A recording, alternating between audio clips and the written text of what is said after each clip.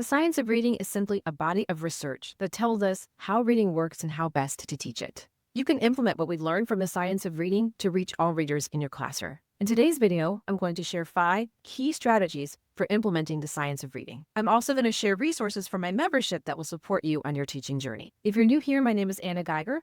I'm the author of Reach All Readers, creator of the Measured Mom website, host of the Triple R Teaching podcast, and currently pursuing a PhD in literacy. Strategy number 1. Teach high-frequency words with attention to spelling patterns.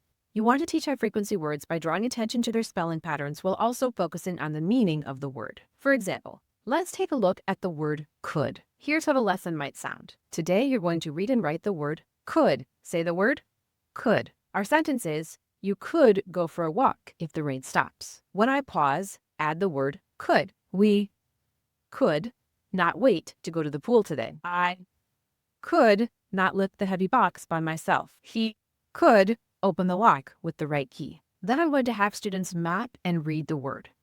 It might look like this. Let's say the sounds in the word could. Ready? K, d. Say the sounds again. This time, push a counter into the top row of boxes as you say each sound. K, d. Excellent. Let's write the spellings below the counters. What sound did you say first? K. In this word, we spell k with a C. What's the next sound in could? In this word, OU spells the sound. Now, before we add the spelling for the final sound, d, we need to put in an extra letter. In this word, there's the letter L. It's not spelling anything, but it's included in this word to match the spellings of would and should. Now we'll go ahead and spell the final sound d with a D. Now I want to focus on the meaning of the word, so I might do something like this. The word could means that something is possible. We could go to the park after lunch. Point to the picture boxes as I read the sentences. Box number 1. She could read the big book. Box number 2. I could finish the puzzle. Then I would have my students practice reading the word in context using a decodable sentence featuring patterns they've already been taught, like this one. You could help pick up the mess.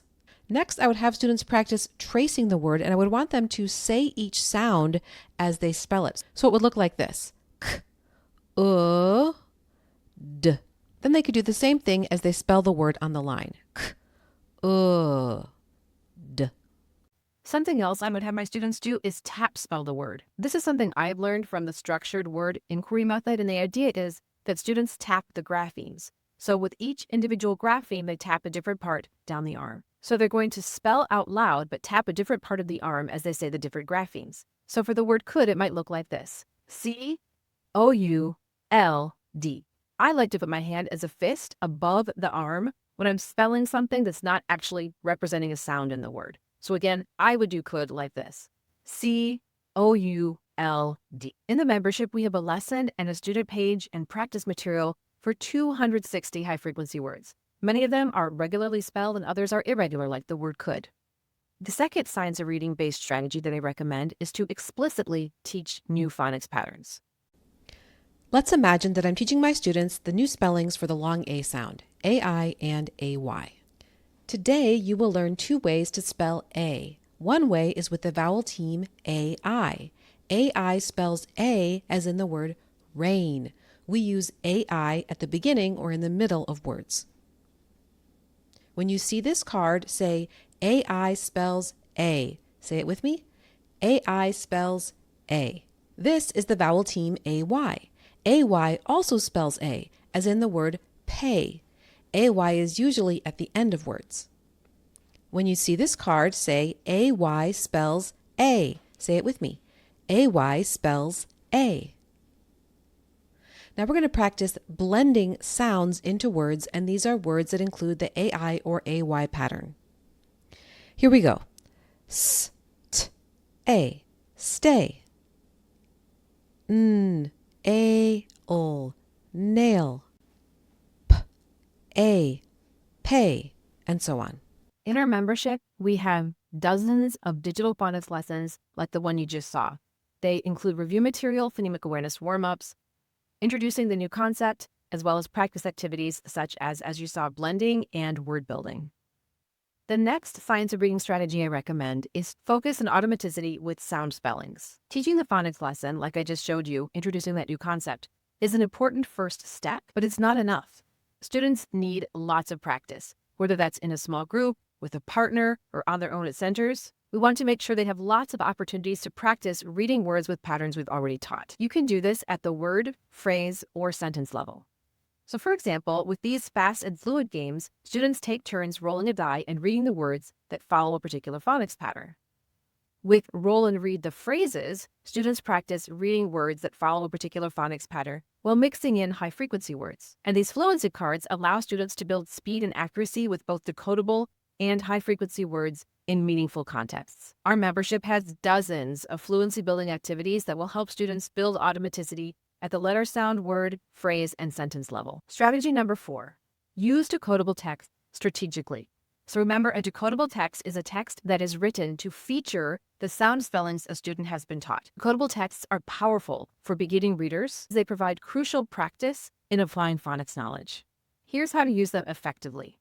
Match decodable text to your instruction. So don't just choose any decodable book. Make sure it includes the patterns that you've already taught. If there are any extra words in the book that include patterns that you haven't taught, preview those before you have your students read the book. During reading, always encourage students to sound out words and never guess. And after reading, discuss the content to build comprehension. In the membership, we have countless decodable sentence games, decodable passages, both fiction and nonfiction, decodable texts with illustrations, as well as nonfiction decodable books with real pictures. And as always, we have more resources every month. Strategy number 5, scaffold complex text reading. So because there's so much talk about phonics when it comes to the science of reading, some people mistakenly believe that that's all it's about, but it's not. The research has covered many areas. Phonics is just one of them. It's also important to make sure our students can get practice reading complex text. And by that, I mean grade level text. So we might start this around 2nd grade. We want to make sure that we give students access to this text, possibly in the whole group, but we make sure that we scaffold the reading so all students can access it, because the text may be pretty hard for some of our students. There are many ways to scaffold complex text reading. One thing we can do is build background knowledge. We can also give special attention to vocabulary. We can draw attention to potentially challenging words before reading. And then we can work through that complex text with a small group or the whole class, potentially stopping after each paragraph to get the gist. Getting the gist means naming the most important who or what, and then naming the most important thing about the who or what, and putting that information together in a sentence that's about 10 to 15 words. In the membership, we have a large and growing collection of differentiated passages. So passages on a particular topic, some are a little simpler, some are more complex, so that you can find the appropriate level for your students so that they're reading on grade level or slightly above in your whole class comprehension lessons. These 5 key strategies are just the beginning of implementing the science of reading in your classroom. The key is to start small, be consistent, and continually add more strategies that align with research. If you found these strategies helpful and want resources that will help you implement the science of reading in your classroom, I recommend my membership. There you'll find lessons and practice pages for hundreds of high-frequency words, digital phonics lessons for explicit instruction, dozens of fluency building activities for all levels, hundreds of decodable books and passages, complex texts with scaffolding supports. In all, over 2,500 printable resources for phonemic awareness, phonics, fluency, vocabulary comprehension, and writing. And yes, we even have some math resources in there too. If you're ready to transform your reading instruction with resources that are research aligned, check the link below this video. I'm here to support you every step of the way. If you like this video, please like and subscribe, and I'll see you next time.